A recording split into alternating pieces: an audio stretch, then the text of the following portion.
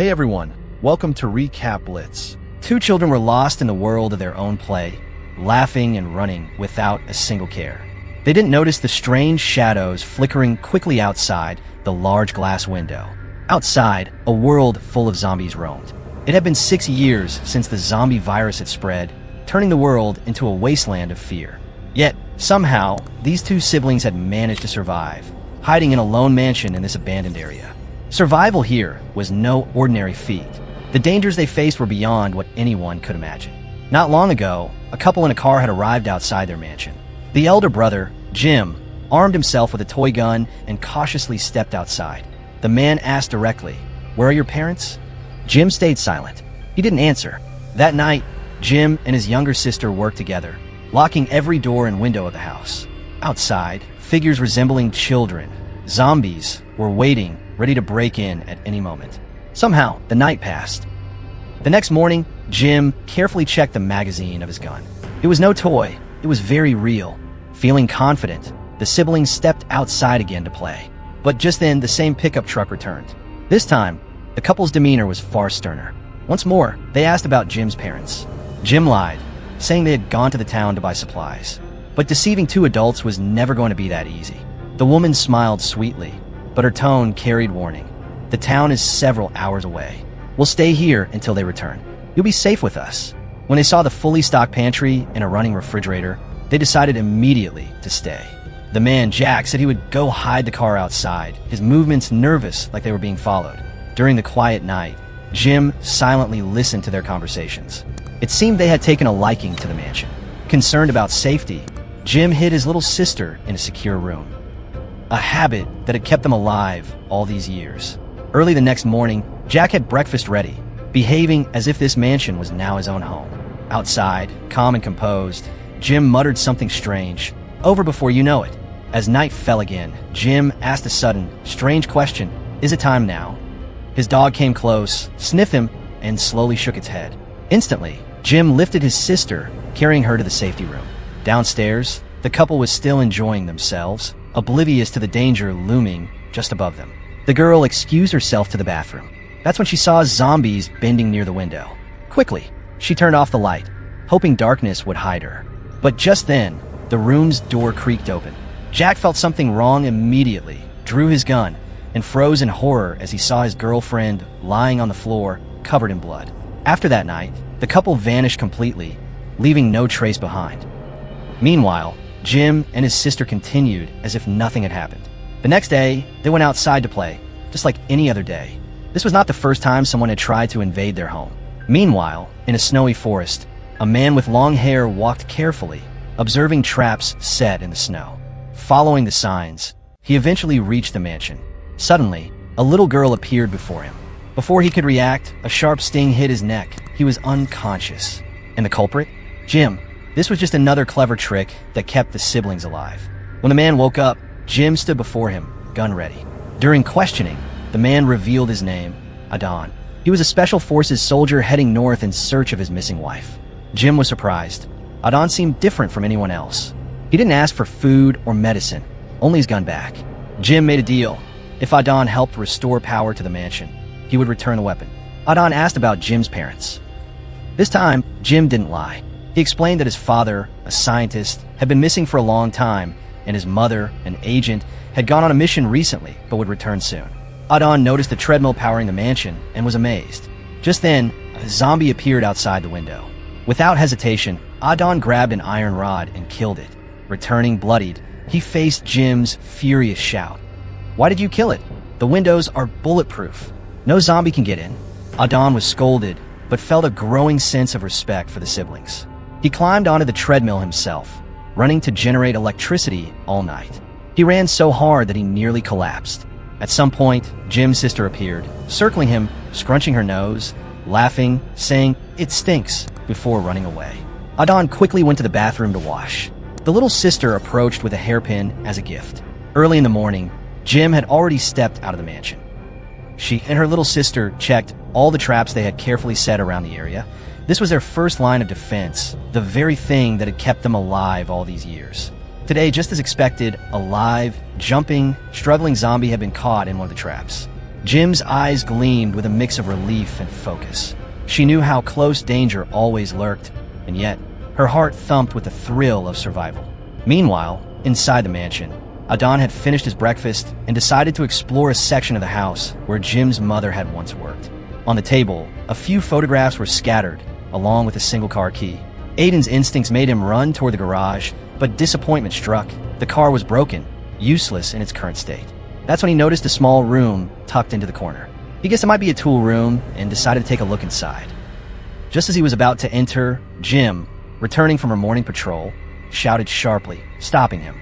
By now, after spending over a day together, the siblings had realized that Adon was not a bad person. They no longer needed to retreat to the security room to sleep. Yet, Jim, for reasons even she couldn't explain, had handcuffed herself to maintain a precautionary habit. Just before dawn, Adon woke to the sound of footsteps outside. Jim was already on her daily patrol. She approached the old trap where the zombie had been caught yesterday, still ensnared and struggling. Lost in thought, Jim almost didn't notice Adon arriving at the same spot. For a moment, he feared that the zombie in the trap might be Jim's mother and that she was about to free it. But Jim quickly raised her gun, stopping him. Anger and frustration welled up inside Adon as he returned to the mansion. Determined, he unlocked the tool room that Jim had earlier stopped him from entering. Inside, a mat lay on the floor, and the walls bore scratches and muddy claw marks. It was immediately clear to him that a zombie had been kept captive here. His suspicions, already forming, grew stronger. Just then, the rumble of an engine reached their ears. New survivors had arrived, but their intentions were far from friendly. Armed, they began circling the mansion, peering in, their movements tense and dangerous. Adon was unarmed and could do nothing, helpless against their advance. From a distance, Jim, on her mountain patrol, watched everything unfold, her heart pounding. On the second floor, Jim's sister stood at the window, waving her hands frantically, signaling danger. As the intruders moved closer toward the mansion, Adon appeared out of nowhere. Without hesitation, he struck, taking down one of the raiders in a swift, precise attack. Jim exhaled a long breath of relief. The other raiders, realizing all doors and windows were firmly secured, finally retreated to their vehicle and drove away. This incident cemented Jim's trust in Adon. She returned his weapon to him without hesitation. For Adon, it felt as though it might be time to leave, yet a strange, unexplainable pull kept him there. That night, his dreams were haunted by the distant calling of his wife. By morning, he made a decisive choice. He would take the siblings with him and continue his search for his missing wife. This way, his mission could continue, and the children would remain safe. But Jim refused immediately, her voice steady and firm. "I will stay here. I will wait for my mother to return." Just as she spoke, chaos erupted outside. The raider from yesterday returned, this time with a larger group. They captured Jim's little sister, playing just outside. Guns were drawn on both sides, and the tension reached its peak, moments away from a violent clash. Suddenly, gunfire erupted from a distance. Two of the raiders fell instantly. Adon rushed forward, freeing the girl. The shooter revealed herself, none other than Jim's mother, a secret agent who had been tracking the intruders. In the chaos, Adon was shot in the chest and collapsed hard to the ground. Time seemed to stretch indefinitely as the world held its breath. But eventually, he woke. The wound that should have been fatal was already healed, and a rope now bound his body. Slowly, he moved inside the mansion, trying to piece together what had happened. That's when Lena began to explain everything. She told them how people infected by the virus usually lost their mental balance, left with only the most basic instincts of hunger and thirst. But there existed a rare kind of infected, those whose minds remained fully intact, yet gained the physical strength of zombies. They could heal rapidly from injuries and resist disease. However, they had one weakness. A deep wound or the passage of time could trigger a crazy mode, turning them temporarily into ordinary, mindless zombies. Adon listened in disbelief, realizing what had happened to him. Was he, too, one of these special infected? Lena confirmed it with a nod. She explained that otherwise, the bullet that struck him should have killed him instantly, instead of sending him into temporary madness and then restoring him the next day. Aiden's mind reeled with shock, but Lena wasn't finished. There were more revelations yet to come. Lena began to explain to Adon that Jim, the boy, was also a special infected, just like him. The shocking revelation hit Adon hard. The couple who had been killed that night, they had gone into crazy mode, and it was Jim who had ended their lives. Now it made sense why every night before sleeping, Jim handcuffed himself. His parents had trained him to contain his own uncontrollable strength during that dangerous state. Adon asked, bewildered, if the time for crazy mode couldn't be predicted. Lena smiled sadly and said that Jim's pet dog was specially trained. The dog could sense subtle changes in Jim's scent whenever he was about to enter crazy mode. Adon recalled the room with the scratched walls, the muddy claw marks that signified the presence of a restrained zombie. That was where Jim was confined during his episodes, a precautionary measure that had kept both siblings alive all these years. Suddenly, from a distance, the rumble of an engine reached their ears. Lena, holding her daughter in her arms, was fending off some militia members. Among them was a white-bearded leader who recognized Lena. Years ago, his daughter had run away with a young boy, and he had been searching tirelessly ever since. Lena assured him calmly that if she ever found his daughter, she would inform him immediately.